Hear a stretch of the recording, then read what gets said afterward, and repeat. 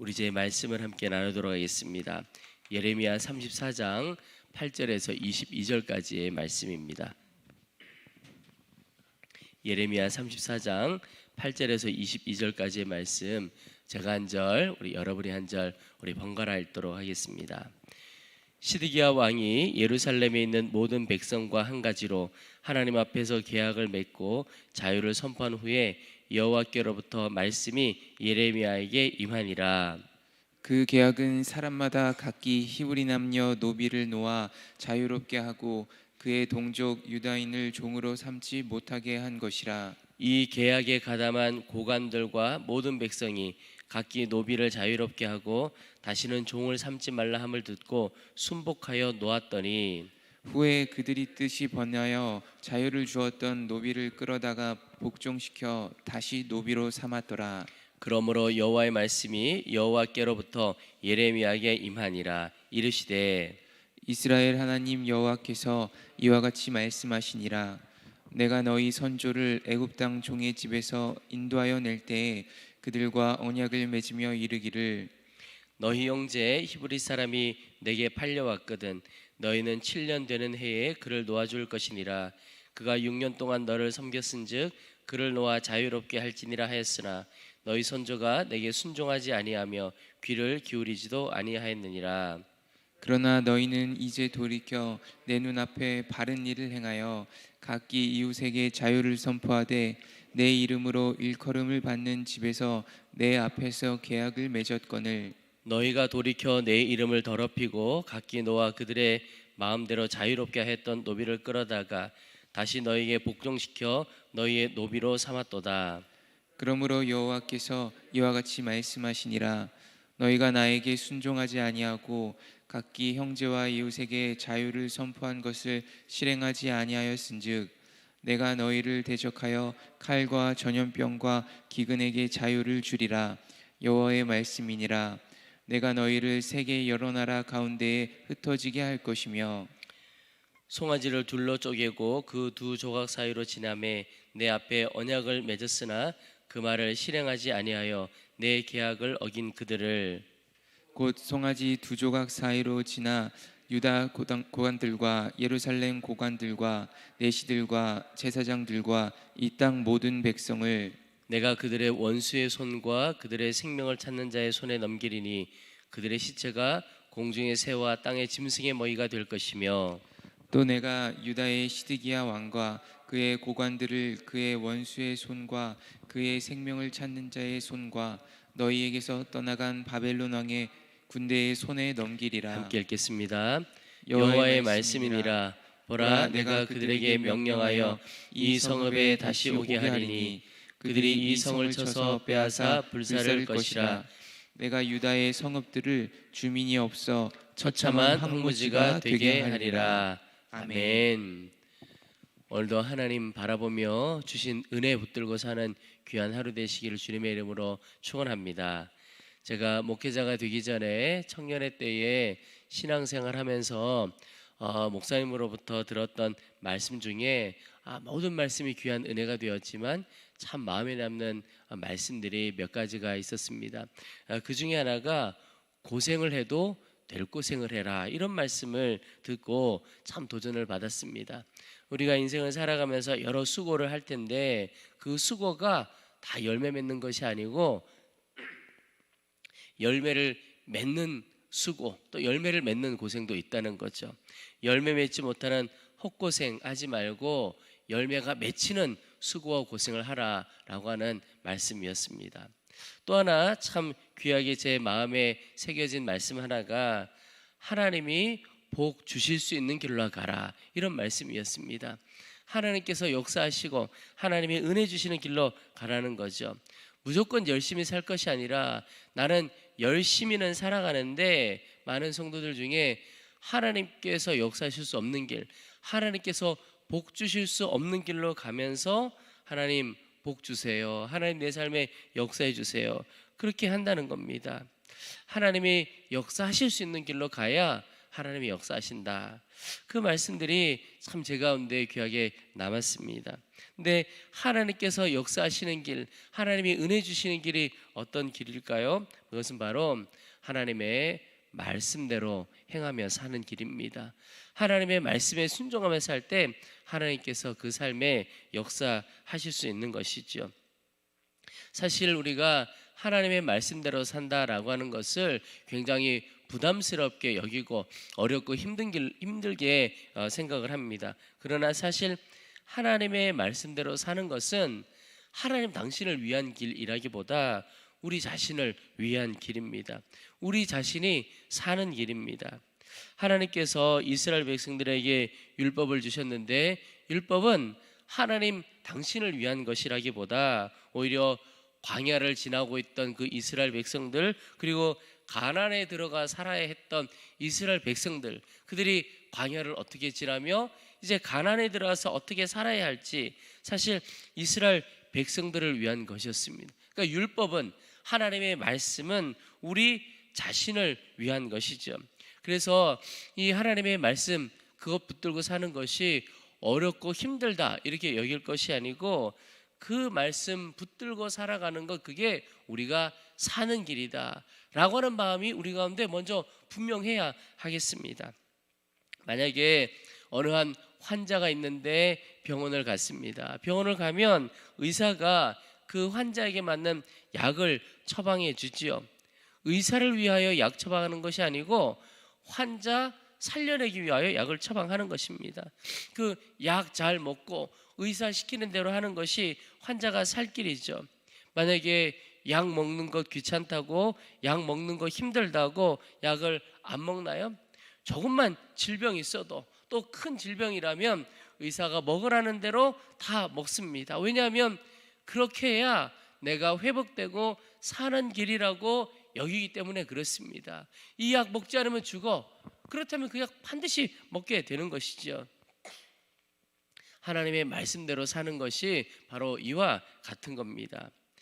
바벨론 군대에 포위된 상태에서 이 오늘 본문에 보면 시드기야 왕이 노예 해방 정책을 펼칩니다.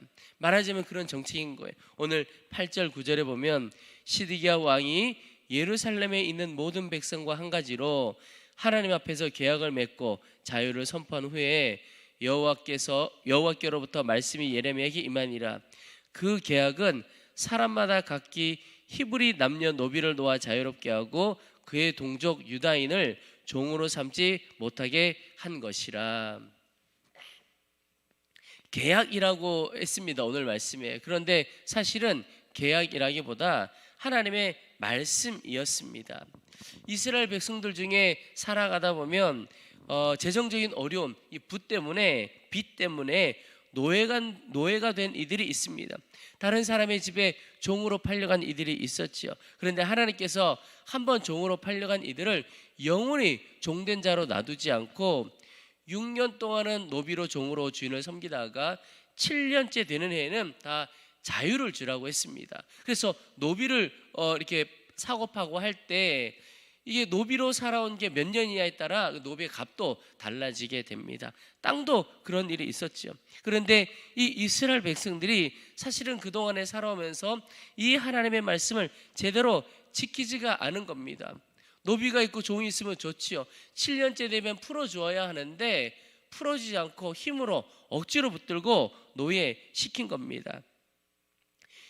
시드기야 왕 때에 새로운 어떤 개혁적인 정책으로 인하여 노예 해방 정책 펼친 것이 아니고 하나님의 말씀이 있었는데 그동안에 제대로 지키지 않다가 다시 하나님의 말씀 지키자고 약속을 한 것뿐입니다. 10절에 이 계약에 가담한 고관들과 모든 백성이 각기 노비를 자유롭게 하고 다시는 종을 삼지 말라 함을 듣고 순복하여 놓았더니, 오늘 말씀에 보면 고관들, 아주 국가 지도자들과 모든 백성이 이 일에 동참했다 그랬습니다. 하나님의 말씀으로 다시 돌아가는 일이니 얼마나 보기 좋은 아름다운 모습입니까? 사실 시드기야 왕이 이렇게 하나님의 약속대로 하나님의 말씀으로 돌아가려고 했던 이유가 있습니다. 그건 바로 지금 상황이 바벨론 군대에 포위당해서 국가적인 어려움 가운데 있습니다. 그때에 하나님의 은혜 구하기 위함이었습니다. 하나님, 우리가 하나님의 말씀대로 돌아갑니다. 다시 우리에게 은혜를 베풀어 주시고 우리를 살려주십시오. 그 마음으로 노예 해방 정책을 펼쳐간 겁니다. 말씀으로 돌아간 거죠.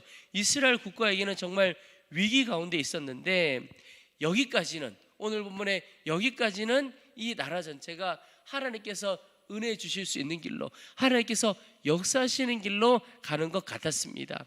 그런데 11절 보시면 후에 그들의 뜻이 변하여 자유를 주었던 노비를 끌어다가 복종시켜 다시 노비로 삼았더라. 처음에는 약속을 지키는 것 같다가 다시 하나님의 말씀을 떠나게 됩니다. 이유는 아주 간단합니다. 그들의 눈앞의 이익이 더 중요했기 때문에 그렇습니다.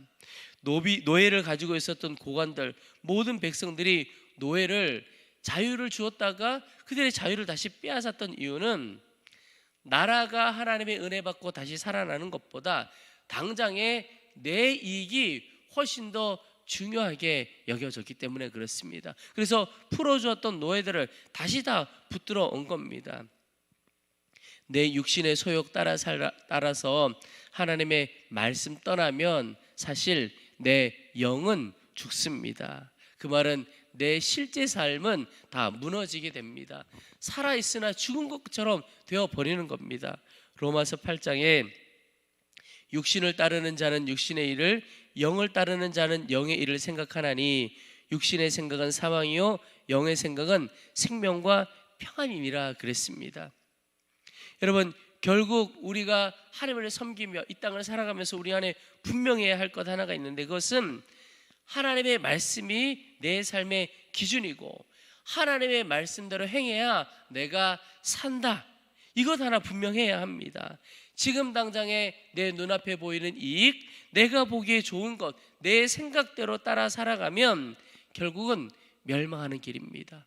그래서 오늘 이 새벽 기도를 참석하면서 우리 가운데 점검해 볼 것이 이것입니다. 나는 지금 내 눈앞의 이익 또는 내 눈에 보기 좋은 것을 따라 사느냐, 아니면 좀 어렵고 힘든 것처럼 보여도 하나님의 말씀, 그게 생명길이고 내가 사는 길이라고 믿고 하나님의 말씀 따라 사느냐 점검해 봐야 합니다. 100만 명의 영혼을 구원했다고 하는 이 무디 목사님, 그 어머니가 베시 여사입니다. 그런데 이 베시 여사, 이 무디 목사님의 아버지지요. 베시 여사의 남편이 젊은 나이에 과로로 세상을 떠나게 됩니다. 그때 자녀가 9입니다. 9 남매를 둔 젊은 과부가 된 겁니다. 그 많은 아이를 이 여자 혼자 다 기를 수가 없는 겁니다. 당장 먹고 사는 문제가 어렵게 되었습니다. 아이들을 다른 가정에 입양시키려고 했습니다. 그 사실을 이 자녀들이 눈치를 채고 울면서 메어 달립니다. 그 어머니에게, 어머니 어떤 고생을 해도 좋으니 제발 다른 가정으로 보내지 말아주세요. 그렇게 간청을 합니다. 그렇게 매달리는 아이들 차마 떼어서 다른 집에 보낼 수가 없지요. 그때 이 베시 여사가 아이들을 불러 모읍니다. 그리고는 말씀하시기를, 그러면 좋다. 우리가 살 수 있는 길 오직 하나님의 말씀대로 사는 길이다. 그렇게 할 수 있겠느냐. 다짐을 받고 다짐을 받았습니다. 매 가정에서 예배 드릴 때마다 그것 하나 확인했습니다. 우리가 같이 살겠다. 그런데 하나님의 말씀대로 사는 것이 우리가 사는 길이다. 그렇게 하겠느냐. 밤마다 예배 드릴 때 이 사실을 확인했습니다. 그런 가정에서 무디 목사님과 같은 놀라운 믿음의 사람이 나오게 된 것이죠. 여러분, 하나님께서 역사하시는 길, 하나님께서 은혜 주시고 복 주시는 길은 우리가 하나님의 말씀대로 행하는 것입니다. 이것이 오늘 우리 가운데 분명히 해야겠습니다. 하나님의 말씀 떠나니 하나님께서 복 주실 수가 없는 겁니다. 오히려 진노와 징계입니다.